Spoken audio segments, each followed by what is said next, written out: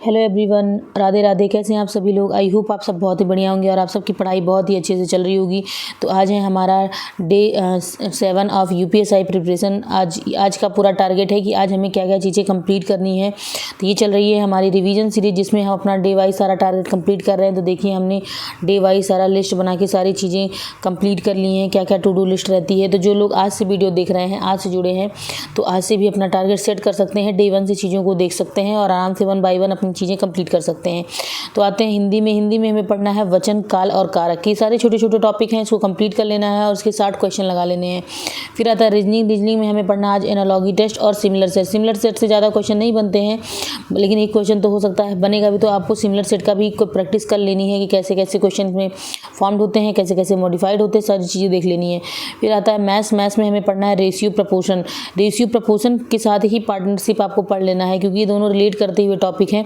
तो आज का थोड़ा ज़्यादा टाइम दीजिए और इस टॉपिक को क्लियर कर लीजिए अच्छे से एक ही दिन के अंदर। बाद के लिए पेंडिंग मत रखिए।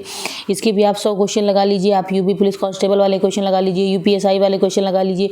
उसी में से सब, क्योंकि अब यूपी पुलिस कांस्टेबल में बहुत ईजी क्वेश्चन नहीं पूछे जाते हैं, तो लेवल के क्वेश्चन पूछे जाते हैं। अगर आपने उसको भी सॉल्व कर लिया, सारे शिफ्ट का पेपर प्रीवियस, तो आपका कमांड बन जाएगी इस टॉपिक पे। फिर आता है हिस्ट्री में हमें पढ़ना है गुप्त साम्राज्य और वर्धन वंश। इसके भी 60 क्वेश्चन लगा लेने हैं और ये टॉपिक आपका आराम से क्लियर हो जाएगा।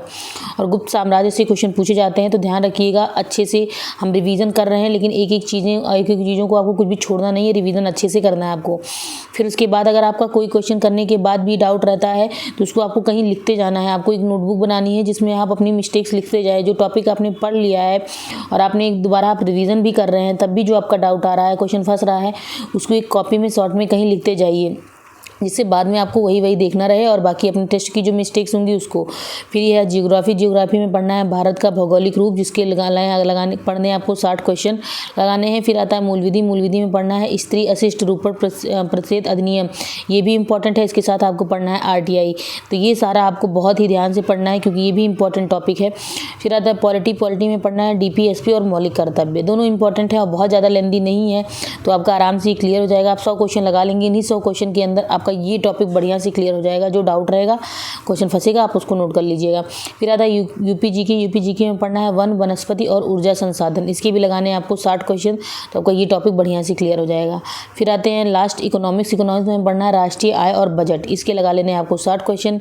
बजट आप थोड़ा सा पढ़िएगा, कल के में इंक्लूड कर लीजिएगा, क्योंकि आप करंट का भी बजट लेकर पढ़िए कि बजट कब दिया जाता है, कितनी बार दिया गया, उसके बाद आपका लेटेस्ट का करंट में बजट, तो सब इकट्ठे हो जाएगा। तो ये रहा आपका पूरा टारगेट। तो अब 1 बाय 1 आप नीचे कंप्लीट कर लीजिएगा। और हाँ, नेक्स्ट के लिए कल के लिए है कि कल हमारा 7 डे कंप्लीट हो चुका है। कल हमको देना है एक मॉक टेस्ट, तो डे 8 में हमें लगाना है एक मॉक। तो आप अपना टारगेट ऐसे सेट कर रहिए। अगर आपको वीडियो पसंद आती है तो लाइक शेयर सब्सक्राइब जरूर करें। मिलते हैं नेक्स्ट वीडियो में। राधे राधे सभी को।